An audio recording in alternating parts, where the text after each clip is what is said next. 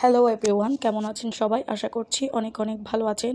তো আজকে দেখাবো আমার মেয়ে জম্মুর ছাদের বাগান। তো প্রথমেই দেখাচ্ছি ছোট্ট একটা বেবি ড্রাগন ফল।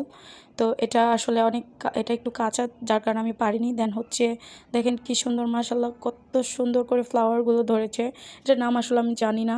তারপর এখানে দেখেন ছোট ছোট মরিচ, ছোটো মরিচ, এটাকে চিটাগংয়ের ভাষায় ধান্না মরিচ বলা হয়, যেটা আমার জামাই। আমি আমার জামাইকে ওই জিনিসটা এই নামে ধরে ডাকি। তো এখানে দেখেন আরও অনেকগুলো মরিচ গাছ, মানে পুরো ছাদের সব কোনায় কানায় সব দিকে মরিচ গাছ।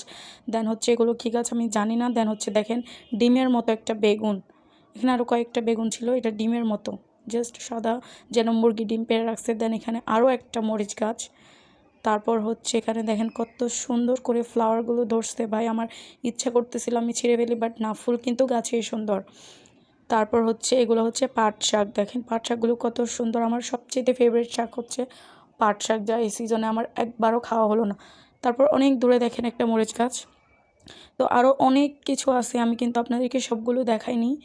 সবচেয়েতে বেশি ধরেছে মরিচ। তারপর লাস্টে একটা লেবু গাছ। এটা লেবু গাছ, যদি এখানে একটা লেবুও ধরে নাই, মেবি আরও বড় হলে হয়তো বা ধরবে।